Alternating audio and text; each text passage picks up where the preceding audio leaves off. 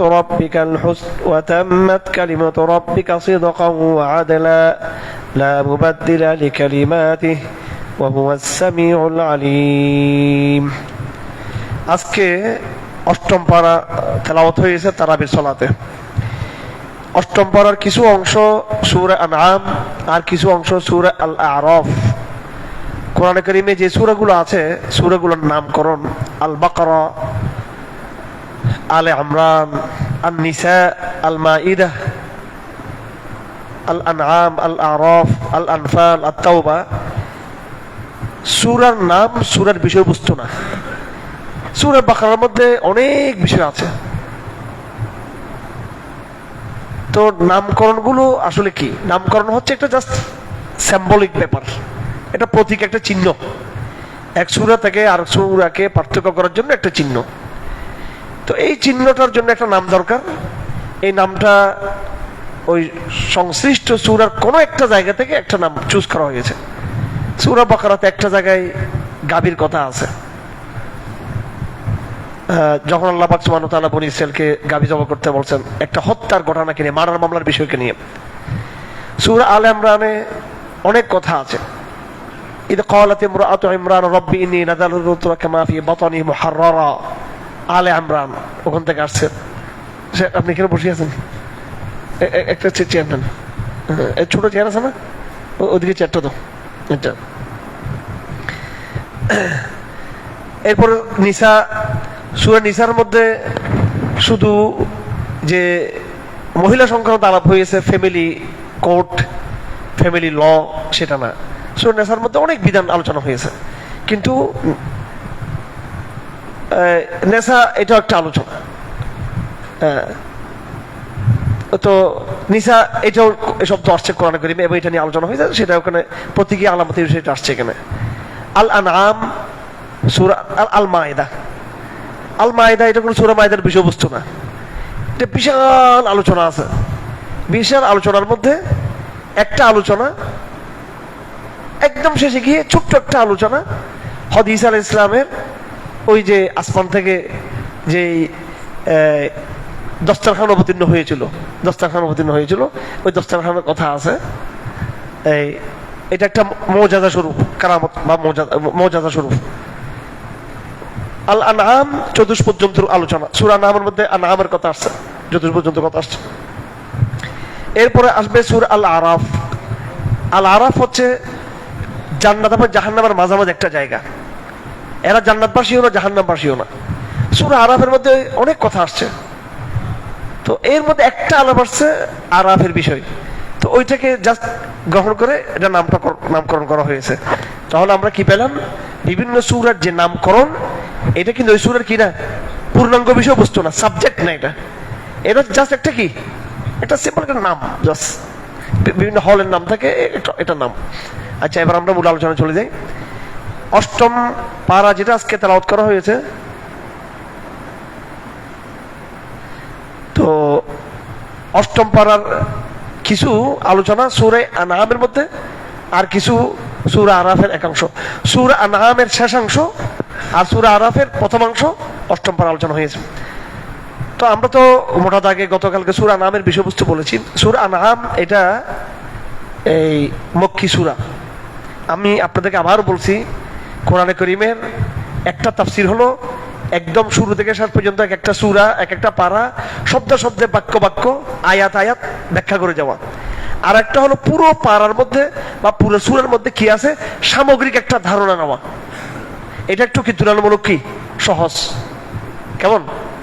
যেমন আমি আপনাদেরকে যখন বলবো, আপনারা সূরা বাকারাতে কি পেয়েছেন সহজে বলতে পারবেন। সূরা বাকারাতে আল্লাহ পাক শুরু দিয়ে ঈমান আমলের কথা বলে এবং বনি আদমের সৃষ্টির ইতিহাস বলে, এরপরে আল্লাহ পাক সুবহানাহু ওয়া তাআলা ইহুদিদের লম্বা আলোচনা করেছেন, তারপর আহকাম আলোচনা হয়েছে। কথাটি কিনা? সূরা আলে ইমরান বললে আপনারা বুঝবেন যে তুলনামূলক ধর্মতত্ত্বের আলোচনা আসছে, এবং বিশেষ করে সূরা বাকারাতে যেটা ইহুদিদের আলাপ ছিল, আলে ইমরানে সেই আলাপটা এসেছে কাদের সম্পর্কে? খ্রিস্টানদের সম্পর্কে। শেষে গিয়ে লম্বা আলোচনা আসছে উহুদ যুদ্ধ সম্পর্কে। কথা ঠিক কিনা? আর সূরা নিসার মধ্যে প্রথম দিকে ফ্যামিলি আইন সম্পর্কে আলোচনা হয়েছে, এরপরে বিভিন্ন বিধান আলোচনা হয়েছে। তাহলে মোটামুটি একটা সামগ্রিক ধারণা, এজমালি একটা ধারণা আপনাদের মধ্যে আছে। আল আনআম যে সূরা, এটা মক্কি সূরা ছিল, মক্কি সূরা ছিল, এটা মাদানী সূরা না। মাদানী সূরাগুলোর মধ্যে আলোচনা, আহকাম, সাংবিধানিক বয়ানটা খুব শক্তিশালী। আর মক্কি সূরা যেগুলো, সেগুলো হচ্ছে মোটিভেশনাল। এগুলো কি? এগুলো মোটিভেশনাল সূরা। এগুলো জাস্ট ঈমান, তাওহীদ, আখিরাত, রিসালাত, মুজিজা, আল্লাহ পাকের অস্তিত্ব, এই বয়ানগুলো বেশি মোটিভেশন করা। কুফর থেকে মানুষকে সরিয়ে কিভাবে তাওহীদের পথে আনা যাবে, এই মোটিভেশনটা করা। মদনী সূরা যেগুলো, এগুলো মোটিভেশনাল সূরা না, এগুলো হচ্ছে সাংবিধানিক সূরা। আইন বেশি এখানে, বিধান বেশি এখানে। তো এটা এই জন্যই বলছি, যখনই সূরা আন-নাহব আপনাদের সামনে আসবে, আপনাদের ধারণা যেন এটা থাকে, এই পুরো সূরাটা নাযিল হয়েছিল মক্কার মধ্যে, এবং সেখানে সবগুলো, এই সূরার পুরো বিষয়বস্তু হচ্ছে মোটিভেশন, কাউন্সিলিং, এদেরকে বিভিন্ন তাত্ত্বিক বয়ান, বিভিন্ন উদাহরণ দিয়ে ঈমানের বয়ান এখানে বেশি। তো আজকে একদম প্রথম আলাপটা শুরু হয়েছে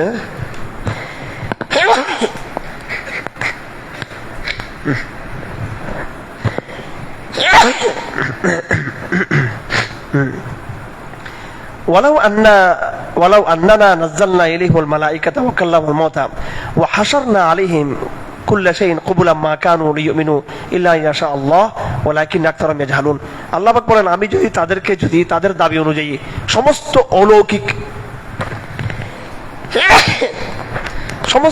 অলৌকিক নিদর্শন যদি আমি দেখাই, তারপর তারা কিন্তু ঈমান আনবে না। কাফেরদের একটা সাইকোলজি কি, একটা টিস্যু রাখা কি তোমাদের মানে এতটুকু দায়িত্বশীলদের ইয়ে না থাকলে, পানি, টিস্যু, জি জি ঠিক আছে। আচ্ছা, তো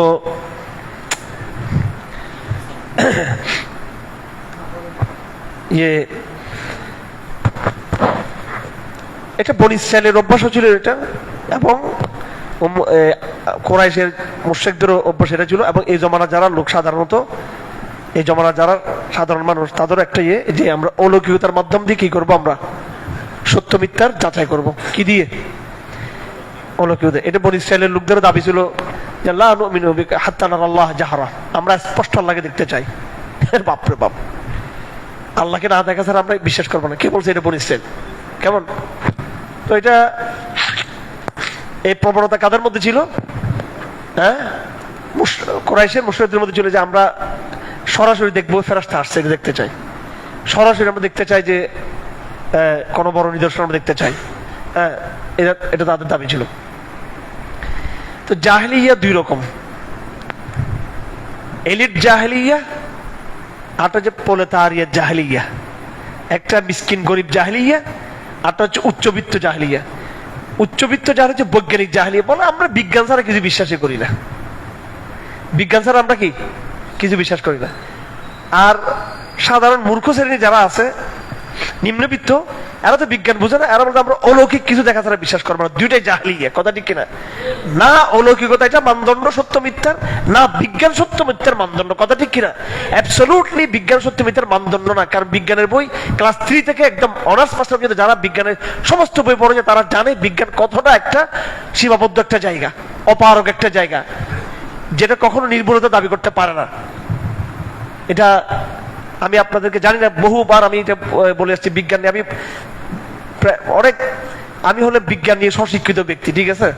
বিজ্ঞান নিয়ে ইনস্টিটিউশন পড়াশোনা যারা করে, শিক্ষকরা পড়ায়, তারা পড়ে শুনে মুখস্থ গদবাদা কতগুলো তোতা পাখির মতো তারা ইয়ে করে, তোতা পাখির মতো এইগুলো তারা শুনে আর বলে। হ্যাঁ, স্বাধীন পড়াশোনা করতে হবে বিজ্ঞান নিয়ে, স্বাধীন পড়াশোনা করতে হবে। সেই কবে 30-35 বছর আগে শুরু করছি বিজ্ঞান নিয়ে পড়াশোনা, আজকের তারিখ পর্যন্ত, গতকালকে পর্যন্ত আমি বিজ্ঞানের পড়াশোনা ছাড়ি নাই। আল্লাহ,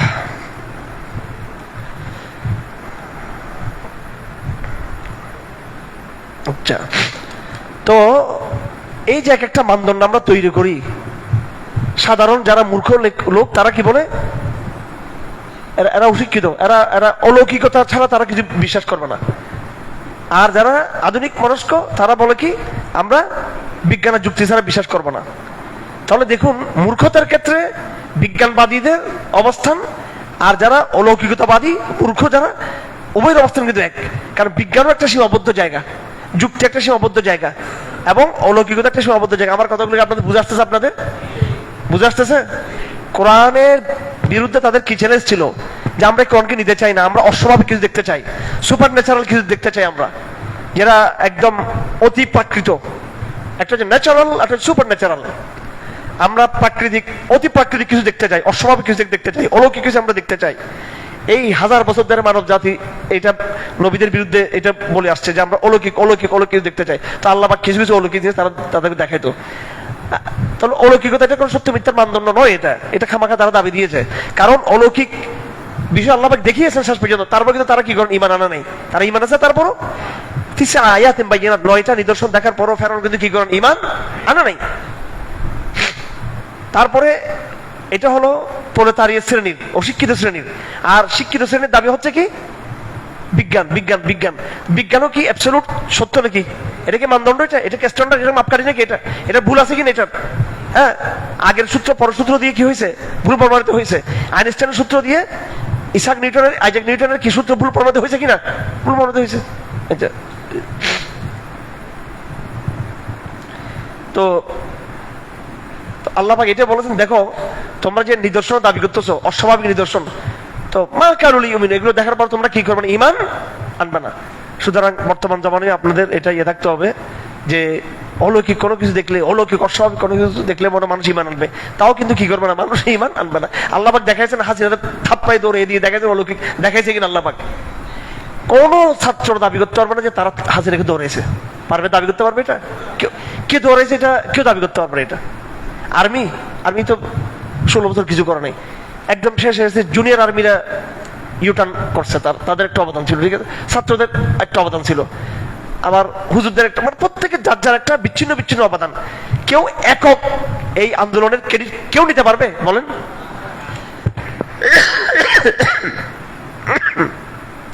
তো এত বড় একটা আল্লাহ পাক হাসিনাকে বিতাড়িত করে দিয়ে এত একটা অলৌকিক জিনিস আমাদেরকে দেখাইলো, তারপর এই বাঙালি ঈমান আনছে আল্লাহর পরে?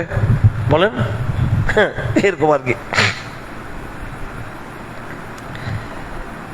এরপরে আল্লাহ পাক বলেন, ওয়াকাযালিকা জাআলনা লিকুল্লি নাবিয়্যিন আদুওয়ান শায়াতিনিল ইনসি ওয়াল জিন। মানুষ প্রতিনিয়ত নানান ওয়াসওয়াসা দ্বারা আক্রান্ত, কল্পনা দ্বারা আক্রান্ত। মানুষ প্রতিনিয়ত বিভিন্ন কি শয়তান দ্বারা, কল্পনা দ্বারা আক্রান্ত। আমরা যে দৃশ্যমান মানবিক জগৎ দেখি, মানুষ ছাড়াও আরেকটা বিশাল জগৎ আছে, জিন্নাতদের, শয়তানদের, জিনদের কি আছে? জগৎ আছে। আর নানান ভাবে ডানে বামে সামনে পিছনে আমাদেরকে তারা কি করে? এরা আমাদেরকে প্রভাবিত করে। এবং এই শয়তানের আঁকড়া হচ্ছে এই দজ্জালের কেন্দ্র আমেরিকা, কথা ঠিক কিনা? বড় শয়তানটা ওখানে আছে আর ইসরায়েলে, আর এদের ছোট ভাইটা হচ্ছে হিন্দুস্তানে, ঠিক কিনা? খারাপ লাগবে এদের, কিন্তু আল্লাহ পাক এদের ভালোর জন্য বলতেছে আর কি। এটা হেদায়েতের বাণী তো শুনতে চাইলে সকল মুশরিক এবং ইহুদি খ্রিস্টানদের জন্য কোরআনই যথেষ্ট। আল্লাহ পাক দুটো দাবি করেছেন, আল্লাহর কালিমা সিদক 115, ওয়া আদলা ওয়া তাম্মাত কালিমাতু রাব্বিকা সিদকান ওয়া আদলা। সিদক, আদল, অর্থাৎ বিশ্বাসগতভাবে, তাত্ত্বিকভাবে এবং বিধানগতভাবে আল্লাহর কথার মধ্যে আদল, ইনসাফ আছে। মহান রবের কথা আর মানুষের মন গড়া মানব রচিত বিধান আর আল্লাহর বিধানের মধ্যে পার্থক্য হলো, আল্লাহর বিধানের মধ্যে সততা কি আছে? কি আছে এখানে? সততা। গণতন্ত্রের মধ্যে কি নেই? সততা নাই। আল্লাহর বিধান সততা আছে। আর একটা হলো আল্লাহর এর মধ্যে বৈষম্য নাই, বৈষম্য, ইনসাফ, আদল, আদল আছে। এই দুটো জিনিস দাবি করেছেন। আল্লাহর সমস্ত কথাকে আল্লাহর সমস্ত কথা দুইটা গুণে গুণান্বিত, সততা এবং কি নিরপেক্ষতা, নিরপেক্ষতা, ইনসাফ, পরিপূর্ণভাবে। পৃথিবীতে আর কেউ তাদের বক্তব্যে সৎ ছিল না এবং তাদের মধ্যে কি ছিল না? ইনসাফ ছিল না। এটা আকীদার ক্ষেত্রে বলেছে এটা, অর্থাৎ ওয়াতাম্মাত কালিমাতু রাব্বিকা সিদকান ওয়া আদলা। আকীদার ক্ষেত্রেও আল্লাহ পাক পরিপূর্ণ বিধান কথা দিয়েছে, এবং বিধানের ক্ষেত্রেও কি ইসলাম দুটো জিনিস, একটা আকীদা, একটা কি বিধান। আচ্ছা, এবার গণতন্ত্র, এবার কি কোরআনে কারীমে গণতন্ত্র সম্পর্কে আয়াত কোথায় আছে কে বলতে পারবে? সূরা আনামের 116 নম্বর আয়াত। 100 কত নম্বর আয়াত? ওয়ায়াতুতি আকসারা মান ফিল আরদি ইউদিল্লুকা সাবিলিল্লাহ, মেজরিটি মাস্ট বি গ্রান্টেড। এটা ডেমোক্রেসির কথা, মেজরিটি মাস্ট বি গ্রান্টেড। অবশ্যই মেজরিটিকে এটা কি গ্রান্ট করতে হবে, এটা মানদণ্ড মেজরিটি। আল্লাহ বলছে না তুমি যদি পৃথিবীর অধিকাংশ লোকের কথা যদি শুনো, আনুগত্য করো, তাহলে তারা তোমাকে পথভ্রষ্ট করবে। সুতরাং ডেমোক্রেসি হলো গণতন্ত্র। গণতন্ত্র আল্লাহ বলতেছে না এটা হচ্ছে এটা ভ্রষ্টতন্ত্র, এটা ইউদিল্লু কানসাবিল, এটা শয়তানতন্ত্র। এটা তো কখনো মানুষের সংখ্যার ভিত্তিতে আনুগত্যের মাপকাঠি মানদণ্ড নির্ণয় করা, এটা হচ্ছে আরেকটা শয়তানের ফাঁদের মধ্যে পড়ে যাও। ঠিক আছে? কখনো অধিকাংশ মানুষ সত্যতার উপর থাকবে এটা কখনো দাবি করতে পারে না। অল্প লোক অনেক সময় সত্যের উপরে থাকতে পারে, বেশিরভাগ লোক ভ্রান্তির উপর থাকতে পারে। তাহলে সংখ্যাগরিষ্ঠতা এই শব্দকে কোরআন কি করেছে? প্রত্যাখ্যান করেছে। কোরআনিক শব্দ। আরেকটা শব্দ কোরআনে 116 নম্বর আয়াত, ইয়াত্তাবিউনা ইল্লা যন, বলেন আযন, আযন, আযন। এটা কি? কল্পনা, কল্পনা, অনুমান, কল্পনা, অনুমান, কল্পনা, অনুমান। আল্লাহ পাক বলেন তাদের সমস্ত নলেজ, সব জ্ঞান হচ্ছে অনুমান থেকে। কিসের থেকে? অনুমান থেকে। যারা আপনাদের মধ্যে একটু পড়াশোনার অভ্যাস আছে, যাদের পড়াশোনার অভ্যাস আছে, ভালো করে ইতিহাস পড়ার যাদের অভ্যাস আছে, বিজ্ঞান পড়ার যাদের অভ্যাস আছে, বিভিন্ন বড় বড় বড় বড় দামি দামি, বাংলাদেশে তো লেখক সোর এগুলো, ঠিক আছে, বেশি আল্লাহ করে কিছু লোক ছাড়া এরা কপি পেস্ট করে এগুলো। তো বড় বড় লেখকদের অনুবাদগুলো পড়বেন, যারা বড় বড় একদম মানদণ্ড বড় বড় বাইরের বিদেশে, এদের লেখা দেখবেন অনুমান, অনুমান, অনুমান। আল্লাহ বলছে এটা কি? আযন। এটা কি? আর তার বিপরীত হচ্ছে আল ইলম। ইলম হচ্ছে বাস্তব জ্ঞানটা, একবার বাস্তব সত্য যেটা। এটা তো কোরআনে কারীম দাবি করেছে এই কোরআন ছাড়া বাকিরা হচ্ছে কি? আযন। কি বাকিটা কি? আযন। হ্যাঁ। এরপরে বিধান শুরু 118 নম্বর আয়াত, ফাকুলু মিম্মা যুকিরা ইসমুল্লাহি আলাইহি ইন কুনতুম বিআয়াতিহি মুমিনিন। আল্লাহর নাম যেখানে সেটা আমরা খেতে পারবো। আপনার যে একেবারে গ্রিল আর ফ্রাই আর কি কবাব খান, এগুলো এই যে হোটেলে গিয়ে বিভিন্ন বড় বড় তিন তারকা, তারপরে বিভিন্ন রেস্টুরেন্টে, দামি দামি রেস্টুরেন্ট, ঢাকাতে, চট্টগ্রামে, সব জায়গায় সারা দুনিয়াতে খেয়ে পাঠান, এগুলো কি? এগুলো শরীর জবা করা হয়েছে এগুলো? হ্যাঁ, এগুলো খাবেন না।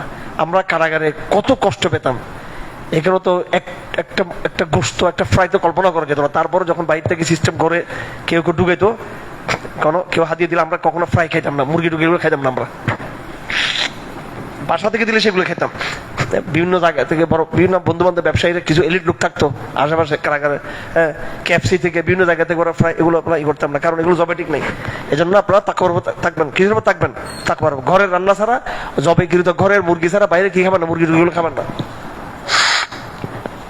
একটা ফতোয়া দিব উলামায়ে কেরাম যে আপনারা কেউ বাজারের হোটেলের মুরগি খাবেন না, একবারে ব্যবসা বন্ধ হয়ে যাবে। তো তখন এদের তারপরে কি এরা বিসমিল্লাহ বলা শুরু করবে, এমনি বিসমিল্লাহ বলবে না এরা। ঠিক আছে? আমি আমার লাইভে বলে দিচ্ছি, আপনারা যতক্ষণ পর্যন্ত এরা আপনাদেরকে নিশ্চিত করবে না যে এটা শরীর জবা হচ্ছে, আপনারা কেউ হোটেলে, রেস্টুরেন্টে মুরগি খাবেন না, আপনারা মুরগি কিনবেন না, আপনারা যতক্ষণ আপনাদের আশ্বস্ত করবে না তারা। ঠিক আছে? আহকাম, আহকাম, অনেক আহকাম এখানে আসছে, এগুলো দেখে নেবেন। আল্লাহ পাক একটা শব্দ বলছেন 119 নম্বর আয়াত, লিয়ুদিল্লুনা বিআহওয়াইহিম। হাওয়া, হাওয়া বলেন। আরেকটা শব্দ কি? হাওয়া। দেখেন কিভাবে কোরআন শরীফের মানে কত মানে কোরআনের ক্রিটিকটা দেখেন, ক্রিটিক কোরআনের বয়ানটা মানে টার্ম শত্রুপক্ষ সম্পর্কে। একটা বলছে জন, অনুমান, তার অনুমান নিয়ে চলে। একটা হাওয়া, তার মনে যেটা চায়, তার মনে কি যেটা চায়। এটা কোরআন করে ব্যাপক আলোচিত শব্দ হাওয়া। এটা মনে রাখবেন।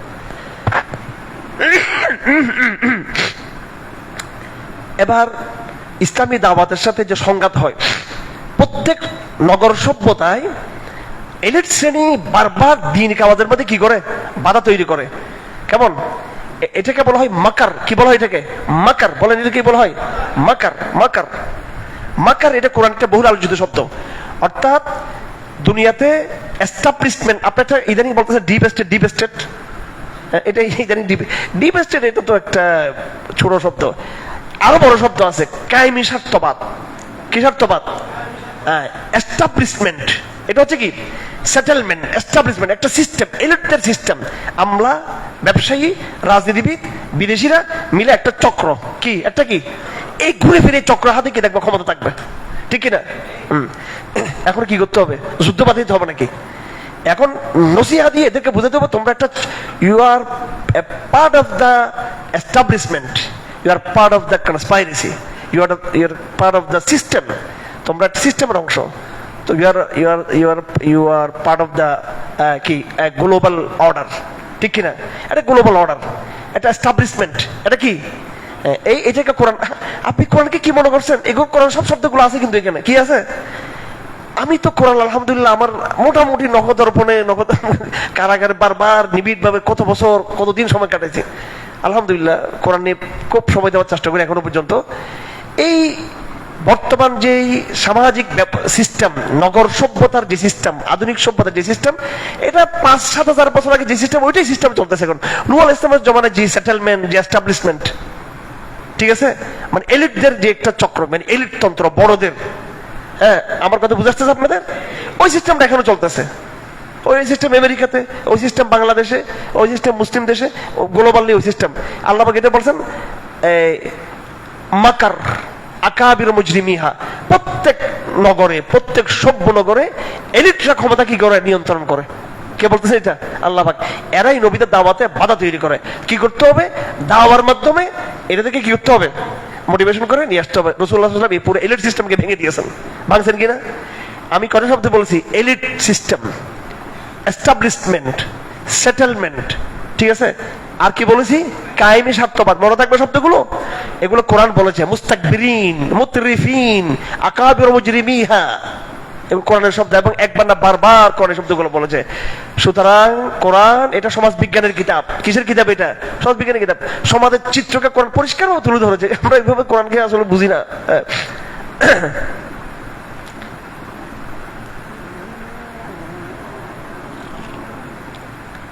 125 নম্বর আয়াত, 125 নম্বর আয়াত। আফামান ইউরিদিল্লাহু আন ইয়াহদিয়াহু ইয়াশরাহ সাদরাহু লিল ইসলাম। শরহ সাদর, যাদের মনে ঈমান আছে তাদের বুকটা কি মনের ভিতরে, তাদের অন্তরটা প্রশস্ততা অনুভব করবে। চিন্তার প্রশস্ততা, বলেন মনের প্রশস্ততা, মনের প্রশস্ততা। আর কুফরটা হচ্ছে মনের সংকীর্ণতা, মনের কিরে সংকীর্ণতা।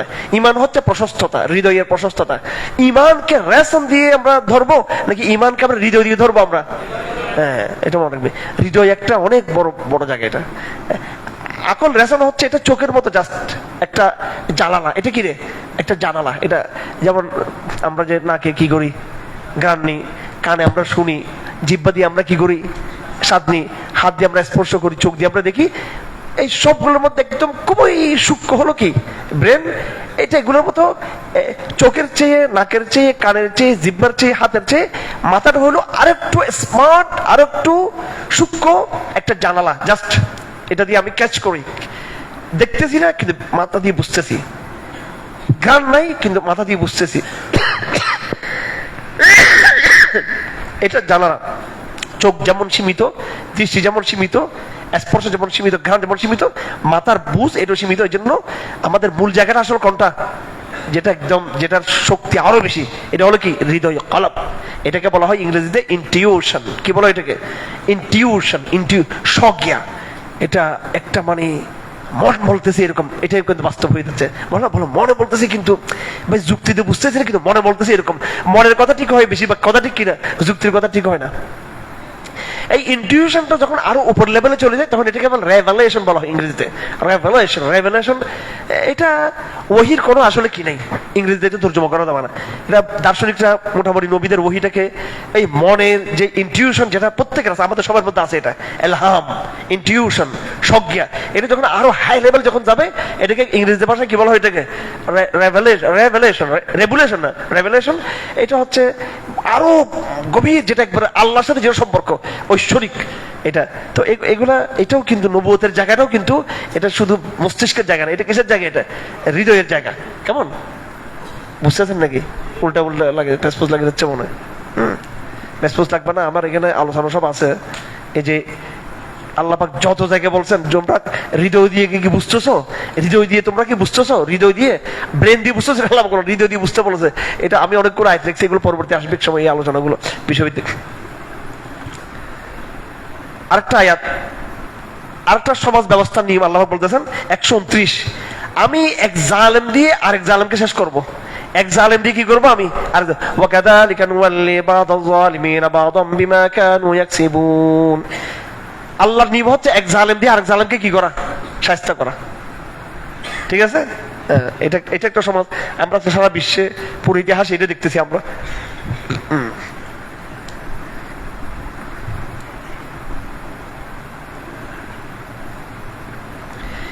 এরপরে আল্লাহ পাক সুবহানাহু ওয়া তাআলা এই জাহেলিয়ার বেশ কিছু এই শিরিকের কিছু আচার আচরণ এগুলো তুলে ধরেছেন। হ্যাঁ, তাদের শিরিকের ওই আয়াত নম্বর 136 থেকে শুরু করে অনেকগুলো আয়াত লাগাতার এই আয়াতগুলো আল্লাহ পাক জাহেলিয়ার বিভিন্ন রীতিনীতি, এরা জন্তুগুলোর মধ্যে তারা আল্লাহর সাথে শরীক করতো। বলতেছে এটা আল্লাহর নামে কিছু, আর তাদের কি যাদের শরীকদের নামে। তো আল্লাহ বলতেছেন আমার নামে যেটা সেটা তাদের শরীক রাখাই, আর তাদের শরীকটা কিন্তু আমি আমার তারা কি তারা আমাকে পাঠায় না, তারা আমারটা আমার নাম দিয়ে তারা খাই ফেলে, তাদের শরীরদেরকে দিয়ে দেয়। এদের বিভিন্ন রকমের জাহেলিয়াতের এখানে নিয়ম ছিল। তারা ওয়াকালু হাদি আনআমুন ওয়া হারসুন হিজরুন, বলে এই চতুর্থ জন্তুকে ছোঁয়া যাবে না, এটা স্পর্শ করা যাবে না, এই ক্ষেতকে ধরা যাবে না। নিজেরা নিজের একটা কিছু বিধান সংবিধান তৈরি করতো, আইন তৈরি করতো, তারা শিরকের কিছু করতো। তারপরে আর বলতো যে এই চতুর্থ জন্তু পেটে যা আছে এটা শুধু খালি স্ত্রীলিঙ্গদের জন্য, এবং এটা মেয়েরা করতে পারবে না। তো এইভাবে তারা হারামু মা রাযাকাহুমুল্লাহ 140 নম্বর আয়াত, মানে আল্লাহর হালালকে তারা হারাম করতো, হারামকে তারা হালাল করে দিত। তো এরপর আল্লাহ সুবহানাহু ওয়া তাআলা বিভিন্ন আয়াতের কথাকে নিয়ে আসছে, তার নিদর্শন কথাকে নিয়ে আসছেন পরবর্তীতে।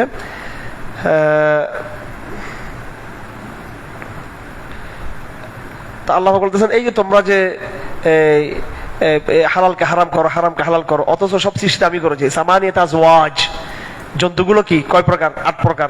মিনাদ দানি ওয়া মিনাল মাজি, ছাগল থেকে, বেড়া থেকে, ঠিক আছে, তারপরে উট থেকে, গরু থেকে, দুটো দুটো দুটো দুটো দুটো দুটো কি নর মাদি, নর মাদি, নর মাদি, এভাবে 8 প্রকার। তো এইভাবে তোমরা কিছু হালাল করো, কিছু হারাম করো।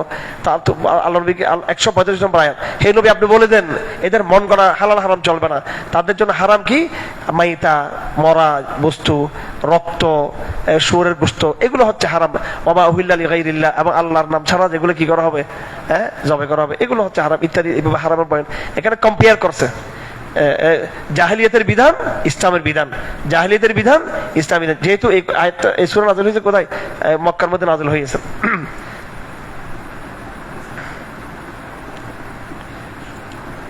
আয়াত শেষ হচ্ছে মিল্লাত ইব্রাহিমের বয়ান দিয়ে। কি দিয়ে? মিল্লাত ইব্রাহিমের সূরা হচ্ছে মিল্লাত ইব্রাহিম বয়ান দিয়ে। এখানে একটা শব্দ আসছে ইন্নাল্লাযীনা ফাররাকু দীনাহুম। আমি আগে বলেছি ইসলাম হচ্ছে একটা কি ধর্ম, অসাম্প্রদায়িক ধর্ম। ইসলাম কি ইউনিভার্সাল ধর্ম, বৈশ্বিক ধর্ম। ঠিক আছে, বলছিলাম কিনা? আমি কি বলছি? ইসলাম ঐতিহাসিক ধর্ম, ইসলাম বৈশ্বিক ধর্ম, ইসলাম ইউনিভার্সাল ধর্ম, বলছিলাম কিনা? হ্যাঁ। তো এর বিরোধ হচ্ছে তাফরিক, ইন্নাল্লাযীনা ফাররাকু দীনাহুম, যারা দিনকে বিভক্ত করে দিয়েছে। বৌদ্ধবাদ, হিন্দুত্ববাদ, ইহুদিবাদ, খ্রিস্টবাদ, ব্যক্তির নামে, এলাকার নামে, এভাবে তারা গোষ্ঠীর নামে করেছে। কিন্তু ইসলাম এটা কোনো কি সার্বজনীন। ইসলাম ঐতিহাসিক, ইসলাম সার্বজনীন, ইসলাম বৈশ্বিক, ইসলাম সর্বজমানায়, সর্বব্যাপী। তো আল্লাহ বলছে ইন্নাল্লাযীনা ফাররাকু দীনাহুম, যারা দিনকে বিভক্ত করেছে। এখানে সাম্প্রদায়িক শব্দটা আল্লাহ আরোপ করেছেন কাদের উপরে? অন্য ধর্মের উপরে। তো এই সূরা শেষ হয়েছে কি দিয়ে? মিল্লাত ইব্রাহিম, আয়াত নম্বর 161, কুল ইন্নানি হাদানি রাব্বি ইলা সিরাতিম মুস্তাকিম দীনান ওয়া কিয়ামান মিল্লাত ইব্রাহিম হানিফান ওয়া মা কানা মিনাল মুশরিকিন কুল ইন্না সলাতি ওয়া নুসুকি ওয়া মাহইয়ায়া ওয়া মামাতি লিল্লাহি রাব্বিল আলামিন লা শারীকা লাহু ওয়া বিযালিকা উমিরতু ওয়া আনা আউওয়ালুল মুসলিমিন। মোটামুটি এগুলো হচ্ছে শেষ কথা। অর্থাৎ সিরাতুল মুস্তাকিম হচ্ছে কি মিল্লাত ইব্রাহিম। একদম শেষ আয়াতটা একটা অর্থনীতির আয়াত। وهو الذي جعلكم خلائف الأرض ورفع بعضكم فوق بعض درجات ليبلوكم فيما آتاكم। কালমার্ক্সের মাথা খারাপ হয়ে গেছে। কার? কালমার্ক্সের। এই কালমার্ক্স ছিল বেচারা গরিব ছিল, ইহুদি ছিল। বলে কি রে, আমি কি দোষ করলাম, আমি গরিব, আর দেখি ধনী লোক। জি আল্লাহ আমার গরিব বানালে দুদিন বলে আল্লাহ মানি না, আমি নাউযুবিল্লাহ মিন যালিক। ঠিক আছে, কমিউনিজম হচ্ছে একটা হতাশবাদ থেকে আসছে কমিউনিজম। এটা এই যে শ্রেণী পার্থক্য, শ্রেণী তারতম্য, আমি জানি না আপনারা কতগুলো কত নিতে পারতেছেন, কারণ আমরা তো ওই আমাদের তৌহিদবাদী প্রজন্মরা শুধু খালি গরম গরম কথা শুনতে অভ্যস্ত। দার্শনিক ভাবে এই ফিতনাগুলোকে মোকাবেলা করতে হবে। মানুষের মনে অনেক সংশয় থাকে। এই যে আমাদের সমাজে কিছু গরিব কিছু ধনী, কিছু গরিব কিছু, একটা শ্রেণী পার্থক্য আছে কিনা? তো আল্লাহ মানুষকে কেন এরকম করলেন? আল্লাহ তো বৈষম্য চান না, আল্লাহ তো ইনসাফের কথা বলেন। আল্লাহ আবার তোমার গরিব বানালো, তোমার ভাইকে আবার একজন ধনী বানালো কি জন্য? ভাই বলেন, কি জবাব দেবেন এটার? কোরআন শরীফে আছে এগুলো? কোথাও কোন কোন আয়াত আছে? কোথায় আছে এটা? এটা কোরআনিক জবাবটা কি?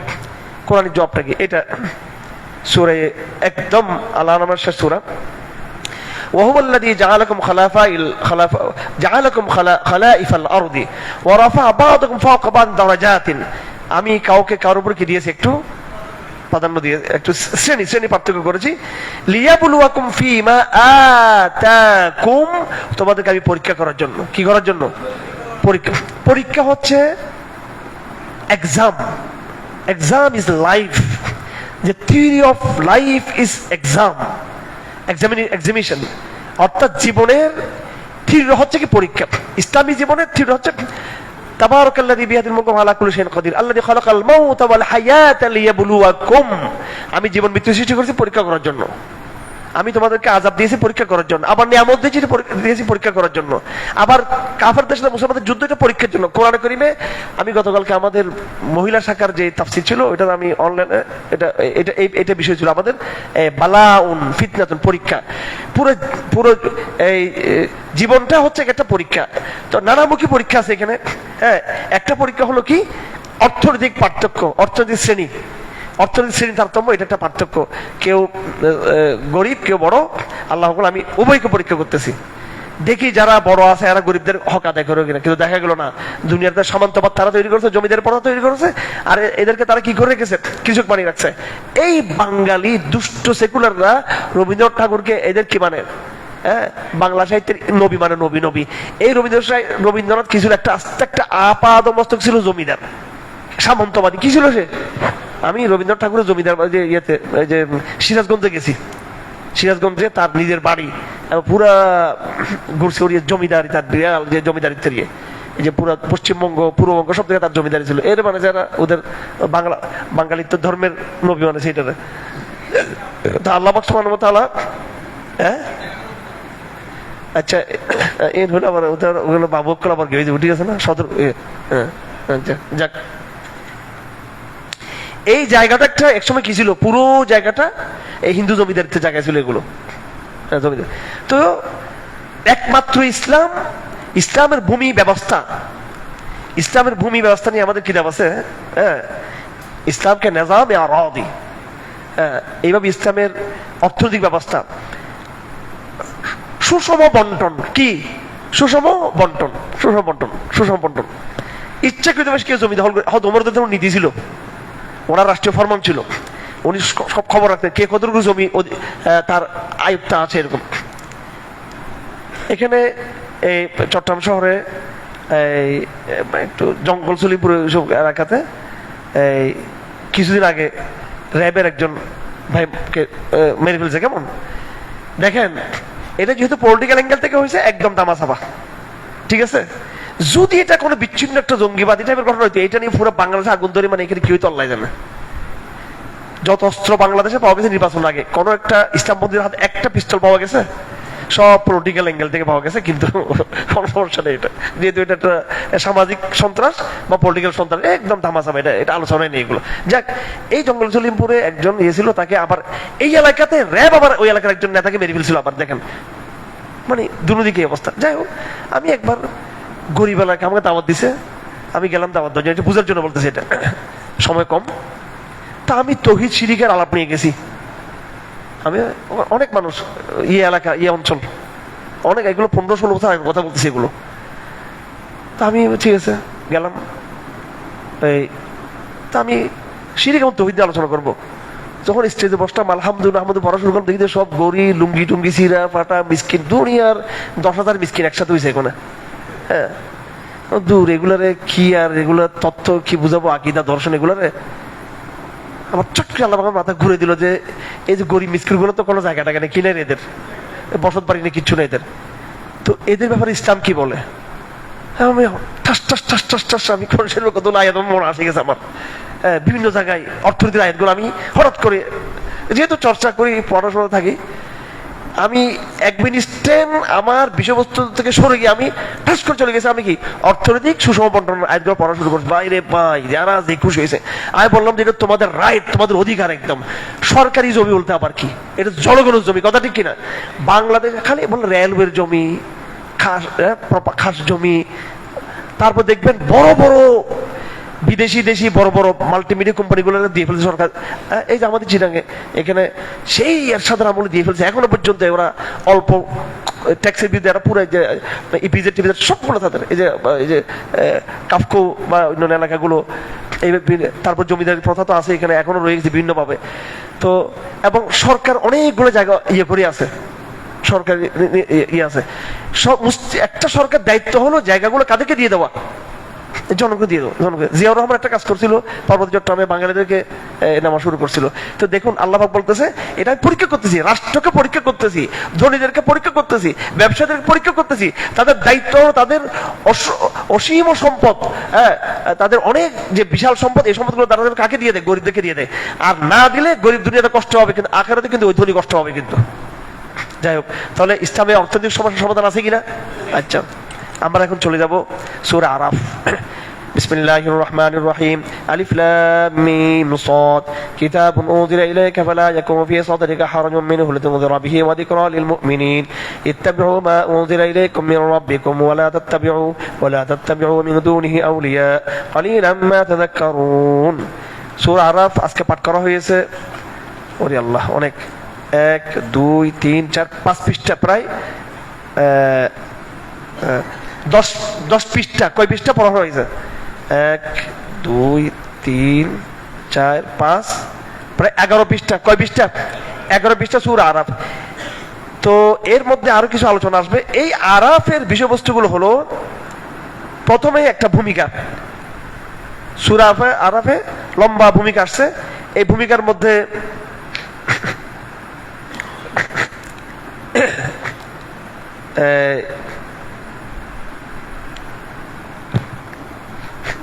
একটা ভূমিকার পরেই সূরা আরাফের মধ্যে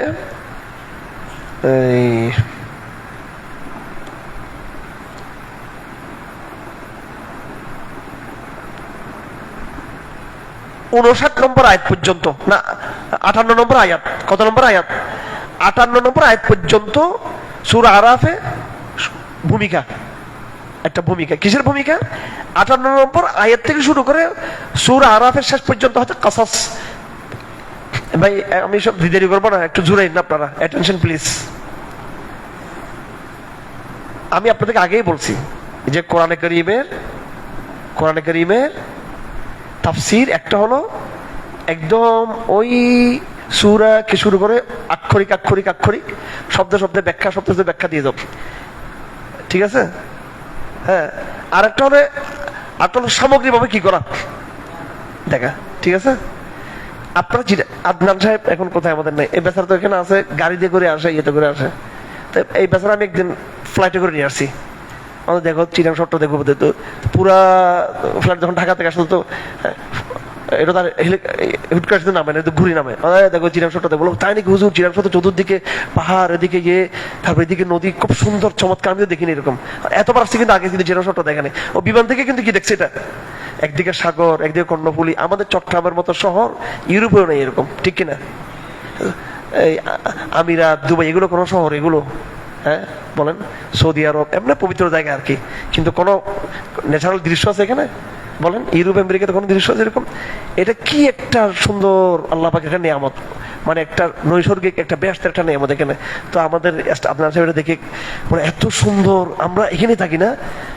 তার ভাগ্য বলা ওই দিন কি জন্য যেন ফ্লাইটটা নামতে দেরি হচ্ছিল, তো বলতেছে 10 মিনিট দেরি হবে, আমরা একটু আকাশের চক্কর মারবো। বলে আলহামদুলিল্লাহ, ওর কপাল খুলে গেছে, আরো 10 মিনিট ঘুরছে এখানে ওই দিন। আমি বললাম যে আমি পাইলটকে বলছি যে আমার একজন স্টাফ আসছে নতুন উঠছে বিমানে, ওকে আজকে দেখ। বল তাই নাকি, যেটা বলছেন আপনি? হ্যাঁ, আসলে তো বলি না, একটু গণনা চক্রে বিভিন্ন কারণে চক্কর দিয়ে থাকে। তো দেখুন পুরো শহরটা আকাশ থেকে এক নজরে দেখা কেমন, একদিকে পাহাড়, একদিকে নদী, একদিকে সাগর, একদিকে বন্দর, একদিকে প্রাকৃতিক দৃশ্য, একদিকে এটা উপর থেকে এক নজরে দেখা। আর ভিতরে সে 20 বছর বসবাস করতেছে কিন্তু কিছু জানা না, গলিতে গলিতে।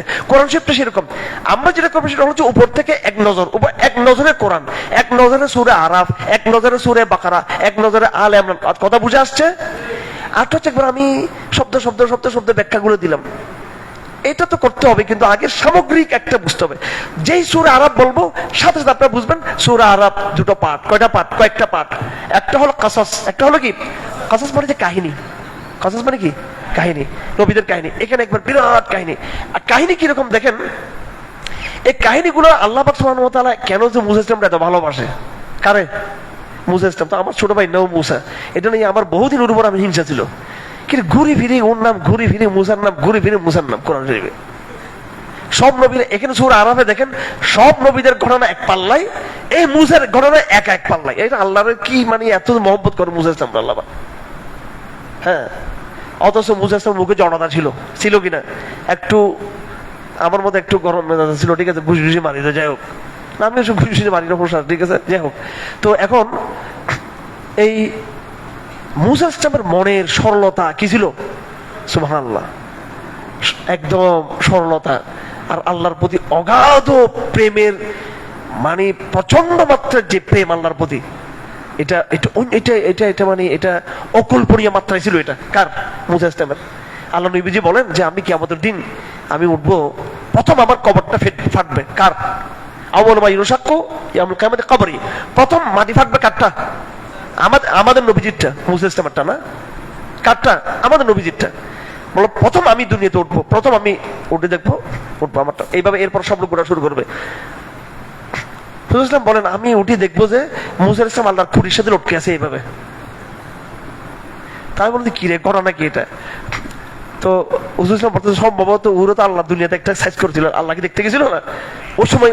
মুসা ইসলাম আল্লাহর ওই কি ঝলকে তেজস্বী ইয়েতে ইয়ে হয়ে গেছে, সম্ভবত আল্লাহ ওই ইয়েতে আল্লাহ ওনাকে হয়তো এখানে পাশে ফেলেছে, মনে খুঁড়ি নিচে লটকে আছে মুসা ইসলাম এরকম। তো মুসা ইসলামের স্পেশাল জায়গা আছে, তবে নিঃসন্দেহে সেটা আমাদের নবীজির উপরে নয়, সেটা নিচে। কিন্তু আমাদের নবীজি তাওয়াজু করে নবীদেরকে অনেক সম্মান করে বড় করতেন, কিন্তু অবশ্যই আমাদের নবীজির সম্মান সবার উপরে, সবার উপরে, সবার উপরে। উনি হামিল হাম, তার হাতে পতাকা থাকবে, আমার নবীজির হাতে প্রশংসার পতাকা। তো সূরা আরাফে বিস্তারিতভাবে কি আসছে? নবীদের কাহিনী আসছে। নবীদের কি আসছে? কেন কাহিনী আসছেন? এই আম্বিয়া কেরামের কাহিনীর মধ্যে অর্ধেক কাহিনীর সমস্ত নবীদের, আর অর্ধেক আলোচনা কাকে কেন্দ্র করে? শুধু মানে কত প্রায়োরিটি দেখেন, একজন নবীর কাহিনী অর্ধেক, আর বাকি অর্ধেক হচ্ছে কি সকল নবীদের। এটা হচ্ছে কাসাস, সূরা আরাফের কাসাসের অংশ। আচ্ছা, কাসাসের আগে আছে কিছু ভূমিকা। কি আছে? ভূমিকা। এই ভূমিকা আছে শেষে কিছু নসিহত দিয়ে কি শুরু, আলোচনা শেষ। তো 3টা পার্ট। সূরা আরাফের কয়টা পার্ট হলো? ওই যে বললাম না, বিমান থেকে কি দেখা, উপর থেকে শহরটাকে দেখে এক নজরে। এটা আপনি এই যত বসবাস করেন না কেন শহরের ভিতরে, এটা কিন্তু আপনি কিন্তু শহর সম্পর্কে আপনার চিত্র কি নেই, স্পষ্ট না, যতক্ষণ আপনি উপর থেকে না দেখেন। হ্যাঁ, আর যদি মনে চায় আপনি চলে জিলাই পাহাড় উপরে দেখতে পারবেন, যে পুরো চিটাং শহরটা এক নজর, কিংবা আমাদের পিছনে পাহাড় আছে, এখানে পুরো চিটাং শহর দেখা যাবে। ইয়ে আমি একটা আজকে থেকে 25-26 বছর একটা ভিডিও করছিলাম, হ্যাঁ, আরবিতে। আপনার এই যে এখানে সাহাবে কেরাম আসছিল এই বন্দরে, এদিকে দেখা দিচ্ছি, এদিকে পাহাড়, মানে একটা সুন্দর। এইগুলো পাহাড়ের কোথায় গেছে আল্লাহ জানে, যাই হোক। তো সূরা আরাফের উপরে আমরা এইভাবে শহরের উপর যেমন আমরা এক নজরে আমরা উপর থেকে দেখবো, সূরা আরাফকে আমরা এক নজরে পেশ করে দিলাম। 3টা পার্ট। কয়টা পার্ট? একটা ভূমিকা, 2 নম্বরে কাহিনী, 3 নম্বরে কি উপসংহার। কি উপসংহার? কোরআনে কারীমের প্রায় সূরাগুলোর মধ্যে যেখানে কাসাস আছে, কি আছে? কাহিনী আছে। সূরা তাহা, সূরাতুল কাসাস, সূরা হুদ, সূরা আরাফ, প্রত্যেকটা সূরা ইউসুফ, প্রতিটা সূরা যেখানে নবীদের কাহিনী আছে, কাহিনীর পর আল্লাহ পাক বড় হৃদয়গ্রাহী বয়ান দিয়ে এটাকে চমৎকার একটা উপসংহার টানেন। আপনি সূরা তাহা, লম্বা মুসা ইসলামের কথা, শেষে 2 পৃষ্ঠা এমন নসিহত, কাহিনী বলার পরে নসিহত, কাহিনী বলার পরে নসিহত। সূরা তাহা কাহিনী, এরপর নসিহা। সূরা ইউসুফ কাহিনী, তারপর নসিহা। সূরা হুদ লম্বা কাহিনী, তারপর নসিহা। সূরা আরাফ অনেক কাহিনী, তারপর নসিহা। এই নসিহাটি এটা আজীব একটা ভাষা, এটা আজীব এক সাহিত্যপূর্ণ ভাষা। আল্লাহ পাক এটা বোঝা যায় যে কোরআন কি জিনিস। ওই কসাসের পর, কিসের পরে? কসাসের পর। এই জন্য ভাইয়ের আমার কোরআনটাকে বড় আবেগ নিয়ে পড়তে হবে। তাহলে কয়টা পাঠ হলো? সূরা আরাফের একটা ভূমিকা, আরেকটা হলো নবীদের কাহিনী, আরেকটা হলো কি এই ভূমিকার মধ্যে আদম আলাইহিস সালামের কথা আছে। কি আছে? আদম আলাইহিস সালামের সৃষ্টির কথা আছে। এবং ওই আদম আলাইহিস সালামের সৃষ্টির কথার মধ্যে ওনাকে যে ধোঁকা দিয়েছিল, কি দিয়েছিল? ফেরেশতা কে ধোঁকা দিয়েছিল? হ্যাঁ, তখন তিনি এক ঐতিহাসিক দোয়া করে রক্ষা পেয়েছিলেন। মানব জাতিকে কিয়ামত পর্যন্ত এই দোয়াটা পড়তে হবে। কোন দোয়া? রব্বানা যালামনা আনফুসানা ওয়া ইল্লাম তাগফির লানা ওয়া তারহামনা লানাকুনান্না মিনাল খাসিরিন। হ্যাঁ, এটা সূরা বাকরার মধ্যে আল্লাহ পাক ইশারা দিয়েছেন, কিন্তু দোয়াটা উল্লেখ করেন নাই। বলে যখন নাকি উনি শয়তানের, তখন তাকে কি করে দিল? ওনাকে ধোঁকা দিয়ে দিল। ফাতালাক্কা আদম মির রাব্বিহি কালিমাতিন ফাতাবা আলাইহি। অতঃপর আল্লাহ পাক অতঃপর আদম আল্লাহর কাছ থেকে কিছু কালিমাত অর্জন করেছেন, কিছু দোয়া অর্জন করেছেন।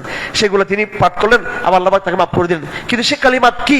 আমি আগে আপনাদেরকে বলেছি ভাইরা, কোরআনকে ব্যাখ্যা করে সূরা বাকরার 37 নম্বর আয়াতে একই কথা আসছে, যে কথা এখন আবার সূরা আরাফের মধ্যে আসছে। সেটা হলো শয়তানের প্রতারণা, শয়তানের ধোঁকাবাজি, শয়তানের ষড়যন্ত্র। কার বিরুদ্ধে? আদমের বিরুদ্ধে। যে ষড়যন্ত্রের মধ্য দিয়ে আদমকে জান্নাত থেকে কি হতে হয়েছে? বিতাড়িত হতে হয়েছে। তো এখানে আল্লাহ পাক বলছেন, অতঃপর আমি কিছু কালেমার কারণে, কিছু দোয়ার কারণে আমি তার তওবা কবুল করেছি। কিন্তু সেই দোয়াগুলো কিন্তু কি সেটা উল্লেখ নেই, শুধু জাস্ট একটা ইঙ্গিত দিয়েছে। কোথায়? সূরা বাকারাতে। সূরা আরাফের মধ্যে এসে আল্লাহ পাক ওই দোয়াগুলো বলে দিয়েছেন। সেটা কি? রব্বানা যালামনা আনফুসানা ওয়া ইল্লাম তাগফির লানা ওয়া তারহামনা লানাকুনান্না মিনাল খাসিরিন। সুতরাং কোরআন শরীফের এক আয়াতের ব্যাখ্যা আরেক আয়াতে পাওয়া যায়, এক সূরার ব্যাখ্যা আরেক সূরাতে কি পাওয়া যায়। অথচ আমরা এই কোরআনের ব্যাখ্যা খোঁজার জন্য তাফসীর দেখতে আমরা ক্লান্ত। অথচ কোরআনের ব্যাখ্যা কোরআন অন্য আয়াতের মধ্যে আছে। যাই হোক, এই কথা এখানে আছে। তো এরপরে লেবাসের কথা আছে। ইয়া বানি আদমা কদ জাআলাকুম লিবাসা, পোশাক। এই যে যারা বিবর্তনবাদের কথা বলে, পৃথিবীতে সমস্ত জন্তু এক আর মানব জাতি এক, কথা ঠিক কিনা? এই যে পোশাক, এটাই প্রমাণ করে আমরা উপর থেকে আসছি, আমরা জমিন থেকে আসি না। ভাল্লুকের মতো, বাঘের মতো, সাপের মতো, বিচ্ছুর মতো, কুমিরের মতো আমরা না। এই হুমায়ুন আজাদ, কুখ্যাত হুমায়ুন আজাদ, নাস্তিকদের গুরু ছিল না? ও মদ খাইয়ে মারা গেছে জার্মানিতে, আর এখানে মামলা দিছে আমাদের মুসলিমদের নামে। এরা এখন জেলখানায় আছে, ঠিক আছে? ও বইয়ের মধ্যে লিখছে কি, হুমায়ুন আজাদের বই, এগুলো আমি পড়ে আমার খুব মজা লাগে, আমার বিনোদন লাগে এদের পড়লে। নাস্তিকদের বই পড়লে আল্লাহ যে আছে এটা আরো বেশি প্রমাণিত হয়ে যায়, আলহামদুলিল্লাহ। কি বললে? আল্লাহ যে আছে, আল্লাহর অস্তিত্ব, এটা নাস্তিকদের বই পড়লে আরো বেশি বোঝা যায়। কারণ এত দুর্বল দুর্বল কথা এখানে বলছে। আমি আগে মনে করতাম ছোটবেলায়, শৈশব পর্যন্ত, যৌবন পর্যন্ত, মা বাবার এই সমস্ত এই কিংবদন্তির কাহিনীর কারণে, এই সামাজিক এই রসমের কারণে, কুসংস্কার, ধর্ম নাকি কুসংস্কারের কারণে আমি আগে মনে করতাম যে আমরা মহান সৃষ্টি, আমরা আশরাফুল মখলুকাত, আমরা শ্রেষ্ঠ জীব। পরে আমি বিজ্ঞানীকে পরে দেখলাম যে না, আমরা শিয়াল কুত্তার মতো আর কুমিরের মতো, সব গরু ছাগলের মতো আমরা একটা জীব। বিশেষ হয় না আপনার? আমি তো পড়াশোনা করি, এটা আপনার বিশেষ। আমি কিন্তু পড়াশোনা থাকি ভাই। এই জেলে মনে করছেন, জেলে আমার সাথে ছিল যারা ছিল, জিজ্ঞেস করো না। আমি পড়াশোনা থাকতাম, এরা টেনশন করতো, আমার টেনশন, আমি পড়াশোনা থাকতাম, ঠিক আছে? আমাদের এই হুজুরও খুব পড়াশোনা করতো, ভালো আলেম। তো কি লিখছে সে, যে আমি আগে মনে করছি আমরা কি অনেক শ্রেষ্ঠ জীব, আশরাফুল মখলুকাত। পরে দেখলাম না, আসলে আমরা কি কুত্তার মতো, শিয়ালের মতো, ছাগলের মতো, গরুর মতো, ব্যাঙের মতো, সাপের মতো, বিচ্ছুর মতো, কুমিরের মতো, ভাল্লুকের মতো, আমরা কি একটা বানরের মতো, আমরা একটা জন্তু। আল্লাহ পাক বলতেছেন, ইয়া বানি আদম কাদ আনজালনা আলাইকুম লিবাসান ইউওয়ারি সাওআতিকুম ওয়ারিশা। আরে বেটা, আমি তোদেরকে লেবাস দিয়েছি। কি দিয়েছি? কোন জন্তু লেবাস পরে নাকি? কোন জন্তু লেবাস পরে? সব জন্তুর লেজ আছে, মানুষের লেজ জানাই কেন? এদের মাথা খারাপ। বলছে এটা এই বিভিন্ন ঘটনা প্রক্রিয়া লেঞ্জাটা পড়ে গেছিল, কয়েক কোটি বছর লাগছে, এরপর আবার কেমনে কেমনে আবার এটা কেমনে কেমনে কি হয়ে গেছে, এটা আবার লেজ কেন নাই মানুষের, এটা নিয়ে মাথা খারাপ।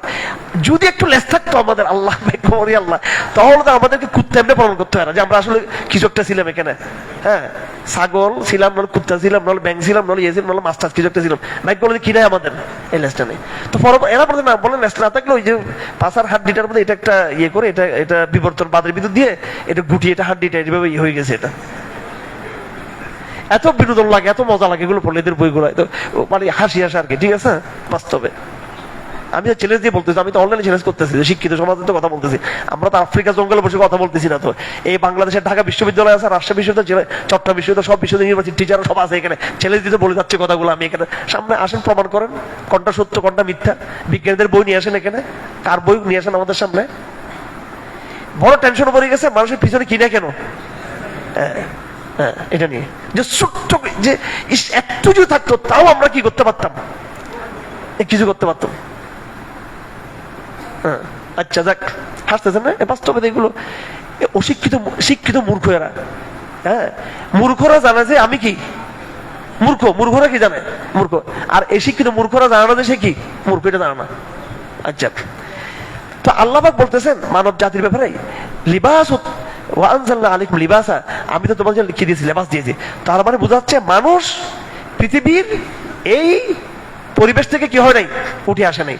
এটা মানুষ অন্য গ্রহ থেকে কি, উপর থেকে কি আল্লাহ আসমান, অন্য গ্রহ বলতে আসমান হুকুম থেকে এটা আসছে। ব্যতিক্রম একটা ইয়ে, যাদের পোশাক দ্বারা প্রমাণ হয় বিবর্তনবাদ মিথ্যা। পোশাকের সংস্কৃতি প্রমাণ করে বিবর্তনবাদ কি মিথ্যা। কি প্রমাণ করে? পোশাক প্রমাণ করে, ঠিক কিনা?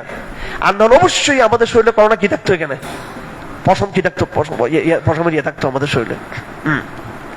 তো আল্লাহ পাক বলেন, হাদিদ যেভাবে আমি নাযিল করেছি, মিজান যেভাবে নাযিল করেছি, লেবাস আমি এভাবে নাযিল করেছি, কোরআন আমি এভাবে নাযিল করেছি, এগুলো সব আমি দিয়েছি। আসলে মানব জাতি যখন সৃষ্টি হয়েছে, নতুন নতুন পৃথিবীতে আসছে, এরা তো আল্লাহর মেহমান। তো আল্লাহ পাক এদেরকে হজ করো, উমরা করো, তোয়াফ করো, জিহাদ করো, এত কিছু বলো নেই। বলে ভাই নতুন নতুন এগুলো আসছে দুনিয়াতে।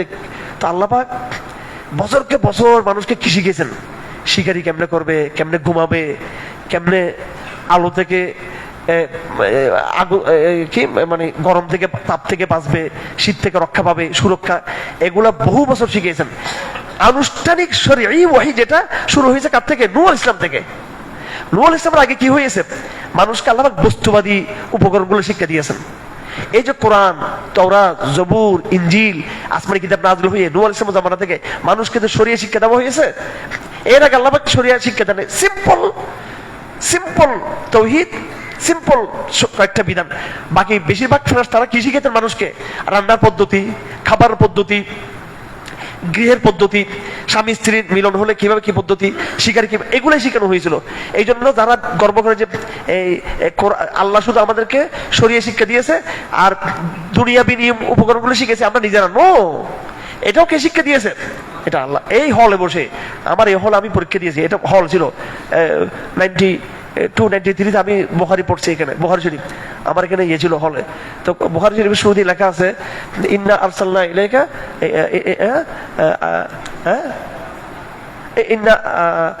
ইন্না ওয়াহাইনা ইলাইকা কামা ওয়াহাইনা নূহি ওয়ান নাবিয়্যিনা মিন বাদি। হে নবী মুহাম্মদ, আমি তোমার কাছে ওহী নাযিল করেছি যেমনি ভাবে ওহী নাযিল করেছি আমি কাকে? নূহ আলাইহিস সালামকে। আমাদেরকে বুখারীতে প্রশ্ন করছে, দেখেন কি জটিল প্রশ্ন।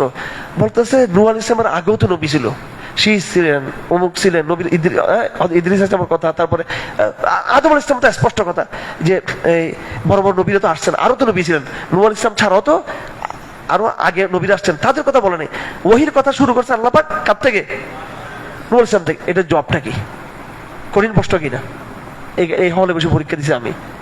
আমার সাথে আমার ডক্টর মাহমুদুল হাসান আজহারি ছিল, যে এখন লন্ডন থাকে, আলহামদুলিল্লাহ আমরা একসাথে পড়ছি। আমরা বড় বড় কিছু এই টিকা হাদিস গ্রন্থ আমরা একসাথে স্টাডি করতাম। এগুলো শিবির উসমানীর ফজলুল বারী বুখারীর একটা চমৎকার উনি লিখছেন ওখানে যে আসলে আল্লাহ পাক মানুষকে দুনিয়াতে পাঠানোর পরে বেশি শরিয়া নিয়ে কি করে নাই, আলাপ করে নাই খুব বেশি। কারণ মানুষ তো নতুন, সে খাবে কেমনে, অন্ন, বস্ত্র, বাসস্থান, সুরক্ষা, আত্মরক্ষা, এগুলো দরকার মানুষের। তো আল্লাহ পাক এগুলো শিক্ষা দিয়েছেন মানুষকে, বহু বছর, শত শত বছর, হাজার বছর মানুষকে এগুলো শিক্ষা দিয়েছেন মানুষকে। তার মানে বস্তুবাদী জীবন, দুনিয়ার যে লাইফ, এটাও বৈজ্ঞানিকরা আবিষ্কার করে নাই আমার ভাইয়েরা, এটা কে শিক্ষা দিয়েছে? আল্লাহ। আমি বিভিন্ন ইঞ্জিনিয়ারিং কলেজে এগুলো বলে থাকি, যখন আমি লেকচার দিয়ে থেকে বলে থাকি যে ইতিহাসে শরিয়া আসার আগে তৌহিদ ছিল, ঠিক আছে, আকীদা ছিল, অল্প শরীয়ত ছিল, আর বস্তুবাদী এই সমস্ত বিজ্ঞান এগুলো আসমান থেকে আল্লাহ পাক নাযিল করেছে। এক একটা জ্ঞান বিজ্ঞান, জীবনের বিভিন্ন পদ্ধতি, বিভিন্ন সিস্টেম, জীবনের মানুষের লাইফের সবকিছু আল্লাহ পাক আসমান থেকে নাযিল করেছেন। যেভাবে পরবর্তীতে সালাত, যাকাত, হজ, জিহাদ, নেকাহ, তালাক, ব্যবসা বাণিজ্য, এক একটা বিধান আল্লাহ পাক যেভাবে নাযিল করেছেন, ঠিক তার 1000 বছর আগে আল্লাহ পাক মানব জীবনের এক একটা কি অন্ন, বস্ত্র, বাসস্থান, নিরাপত্তা, এগুলো আল্লাহ পাক ফেরেশতাদের দিয়ে কি করেছেন? নাযিল করেছেন আসমান থেকে। কথা বুঝা আসছে? এগুলো এখন কোরআনে এটা নিয়ে বেশি আলাপ নাই, বস্তুবাদী জীবন, কারণ এগুলো তো আল্লাহ পাক মানব জাতিকে কি করেছেন? শিক্ষা দিয়েছেন। মানব জাতি পরবর্তী কি করছে? ওই আগের শিক্ষাগুলোকে ডেভেলপ করেছে, এবার ডেভেলপ। কথা বুঝা আসছে আপনাদের? এখানে এরা কোনো ক্রিয়েশন করে নাই, আগেরটাকে তারা কি করেছে? উন্নত করেছে। নতুন কোনো বিষয়কে তারা সামনে আনে নাই। লাইফ স্টাইলটাকে তারা আরো উন্নত করছে, আরো পোশাকটাকে আরো উন্নত করছে, ঘরটাকে আরো উন্নত করছে, খাবারটাকে আরো উন্নত করছে, শিকারিটাকে আরো উন্নত করছে, নিরাপত্তাটাকে আরো উন্নত করছে। বুঝা আসছে আপনাদের? মূল উপাদানটাকে শিক্ষা দিয়েছেন আল্লাহ পাক, শিক্ষা দিয়েছেন।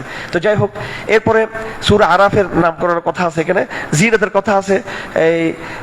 এখানে একটা সংস্কৃতি, জিনাত, অর্থাৎ অনেকেই যেটা মনে করে যে এই ইসলামে সৌন্দর্য নাই, আল্লাহ পাক এখানে কোরআন কারীমের আয়াতের মধ্যে জিনা শব্দ নিয়ে আসছেন, যে দেখো আমি সৌন্দর্যের পক্ষে, সৌন্দর্যকে আমি হারাম করি নাই, তবে সৌন্দর্যের নামে অশ্লীলতা করা যাবে না, বাড়াবাড়ি করা যাবে না, এটা একটা ভারসাম্য এখানে আল্লাহ পাক নিয়ে আসছেন। আমাদের জীবনে যে আমরা বিভিন্ন রকমের চাকচিক্য, সৌন্দর্য এটা করতে গিয়ে কেউ বাড়াবাড়ি করে, কেউ এটা নিয়ে অপচয় করে, আল্লাহ পাক এটা নিষেধ করেছেন যে সৌন্দর্য কাম্য, কিন্তু এটাতে বাড়াবাড়ি কাম্য না। তারপর আরাফের কথা আসছে কোরআনে কারীমে। আরাফ শব্দ যে সূরার নামকরণ করা হয়েছে, কিছু লোক থাকবে কি রে জান্নাতে, কিছু লোক থাকবে জাহান্নামে, মাঝখানে কারা কি থাকবে? আরাফ থাকবে। তো এই 3 শ্রেণী থাকবে।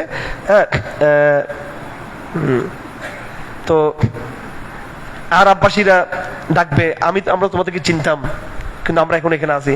আবার জাহান্নামবাসীরা ডাকবে, হে জান্নাতবাসীদেরকে, হে জান্নাতবাসী আমাদেরকে পানি দাও, এইভাবে তাদের কথা এখানে আসছে। আল্লাহ পাক বলবে, হে জাহান্নামবাসীরা, দুনিয়াতে যেভাবে তোমরা আমাকে ভুলে গিয়েছো, আজকে আমি তোমাদেরকে এভাবে ভুলে গেলাম। তারপরে বিরাট কাহিনীর আলোচনা শুরু হয়েছে। আমি আগেই বলেছি সূরা আরাফ এই 3টে বিষয় আলোচিত হয়েছে এখানে। একটা হলো ভূমিকা, আরেকটা হলো বিদাত কাহিনী, আরেকটা হলো শেষে নসিহা। সুবহানাল্লাহি ওয়া বিহামদিহি, আশহাদু আল্লা ইলাহা ইল্লা আনতা, আস্তাগফিরুকা ওয়া আতুবু ইলাইহি।